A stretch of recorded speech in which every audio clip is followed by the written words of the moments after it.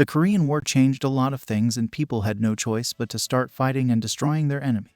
A soldier screamed and struck a man. The thing that plunged the world into destruction and chaos was not a man. As he looked up to the sky, one of the soldiers' eyes widened, for they saw cracks right in the middle of the sky. The demons, the ones who had shattered the balance of the world and who had started it all. Huge clawed paws dug a new hole in space, which scared the soldiers. From the point made by the monster, a gate flew out which fell to the ground and transformed into a passageway to the demon world.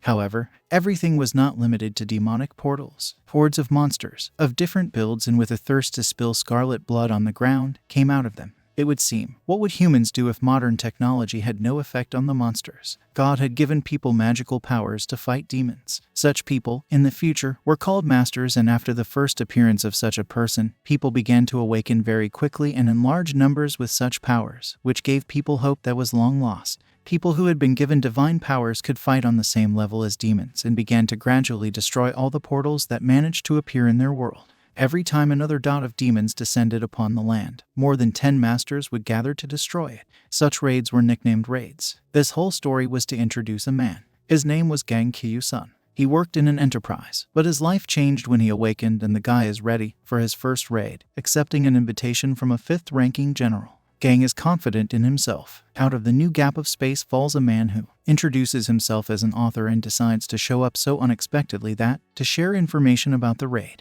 disgruntled readers hurry him up, and the author, showing us the gates, tells us they allow you to pass through time and space. However, if they stand in the human world for too long, the gate's influence will grow and affect civilians.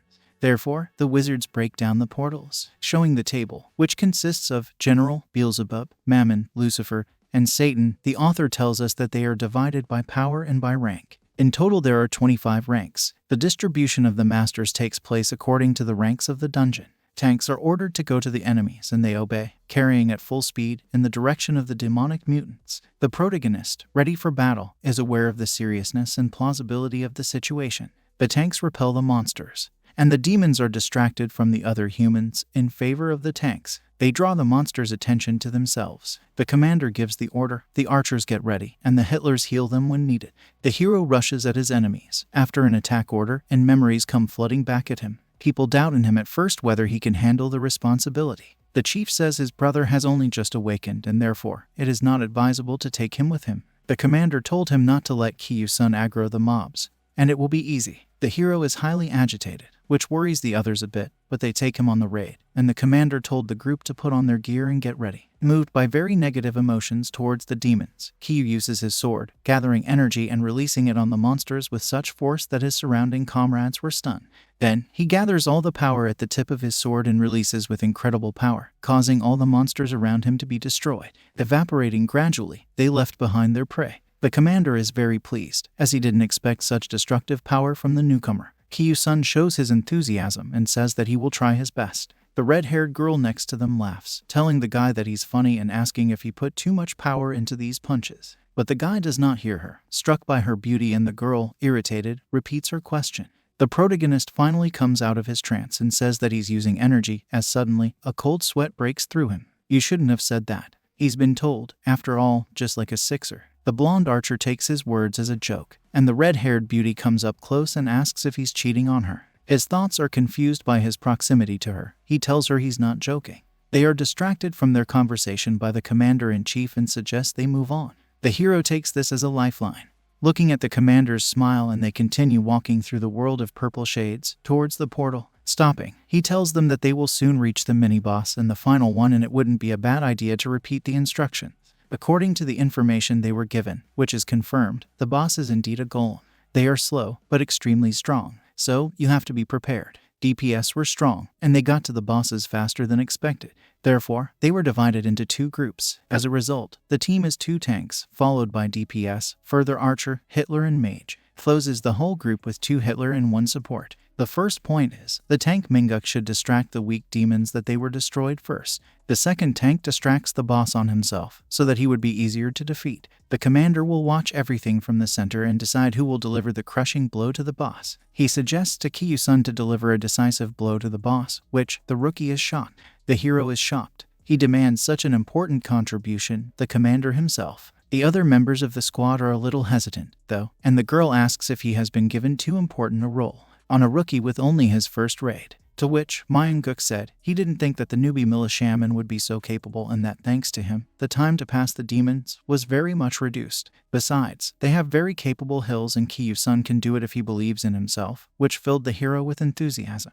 As the fire sorceress launches her attack, she uses violent bursts of flame, burning the monsters in her path and turning their remains into ash. The tank signals that it's all cleared out. Meanwhile, the rest of the fighters tackle the mini-boss, breaking it to pieces and signaling that all is clear, too, keeping their morale up. Myung tells them that only the main boss is left and the raid will be over. Meanwhile, a tank approaches the sorceress Jaron and shyly asks what she's doing after the mission, to which she gets a cold answer and a disgruntled look from the archer, who, too, has his eye on the girl. Meanwhile, the group tries to find the monster, but to no avail. One of the hills suggests walking up to the gate, in case the boss shows up.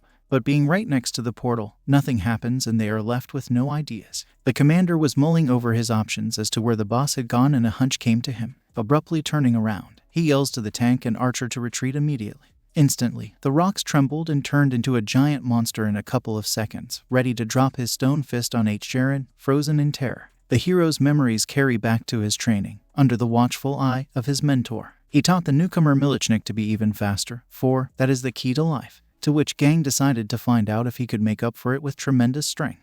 To which he was presented with an example that happened 20 years ago in Japan, when there a fourth-rank Satan gate opened and very strong masters were gathered there, who were doing well until they got to the main monster. He was so fast that he instantly destroyed their battle formation, killed a tank, and practically managed to get rid of the Hitlers. The fight was almost lost, but their team's only militiaman, Iku Shohei, showed the kind of incredible speed all of Japan was talking about. Shohei used his special skill called Godspeed and rushed to the aid of his fellow Hillers.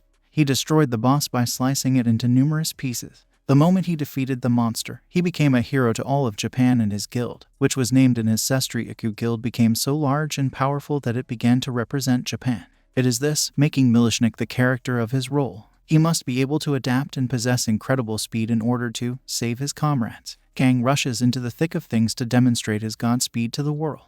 Hiren, frozen in front of the monster, unable to move. Meanwhile, Kang Gyu Song lunges at the golem with breakneck speed and cuts off its stone arm with a single blow.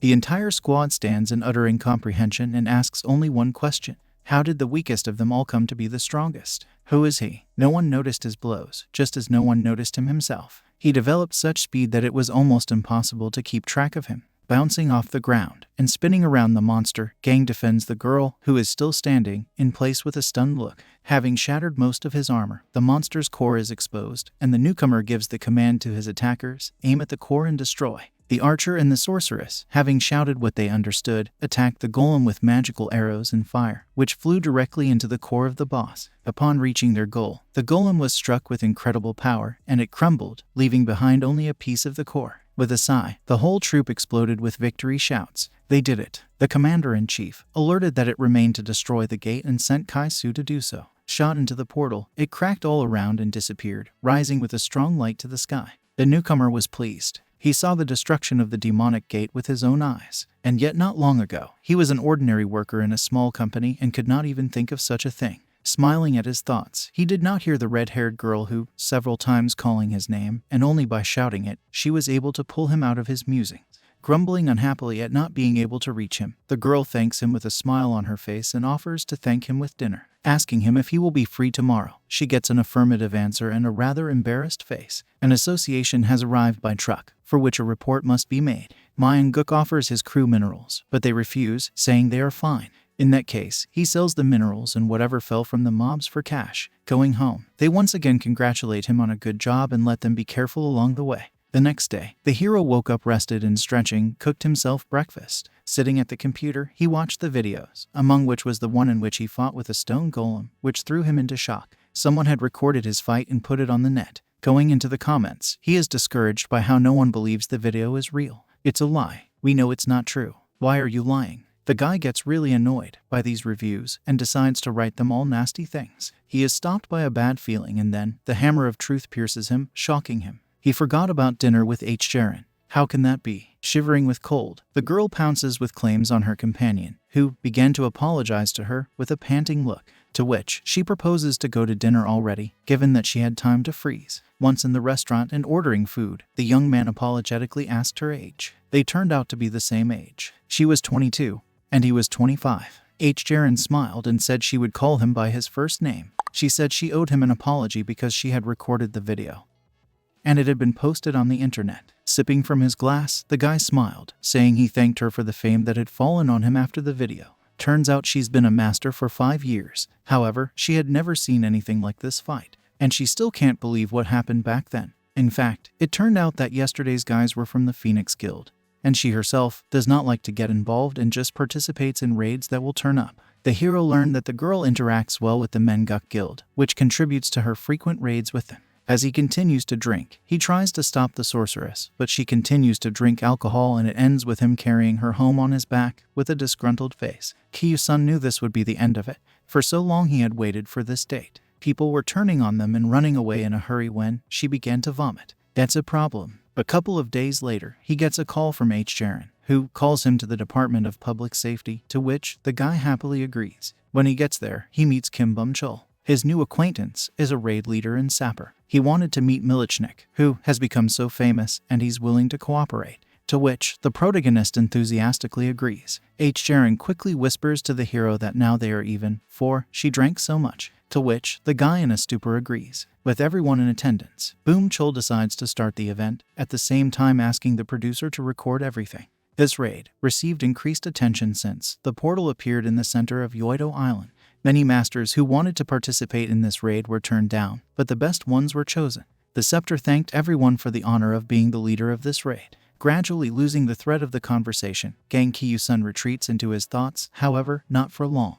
When he hears the cheers, he realizes that they are greeting a certain Lee Sai-rin. Even the cameras were pointed at the aisle from which the stunning girl emerged with her bodyguard behind her. Unbelieving his eyes, he realizes that the very nation of Lee Sai-rin has come to lend her support. The leader of the raid also took advantage of this, saying that they came to support them, but no one listened to him anymore. Almost the entire cast ran out from behind the table. Reporters asked for an interview with Sai-rin, but she refused, considering how much she had to do. Meanwhile, her companion walked up to the hero and he said hello to him, because, after all, it was Min-chul, his teacher, asking what he was doing here. Gang found out that Sai-rin was also Min-chul's teacher, and Min-chul offered to introduce him to her. Gang is very grateful to him for the opportunity. After promising Hai-rin that he'll be back soon, he runs out from the table, leaving the disappointed girl alone. Sitting at the table with his new acquaintance and his old friend, he confesses what a big part this is for him, to which the beauty asks if, in reality, she looks better than on the screen. The protagonist decides to compliment her on how much prettier she is than the goddess, for which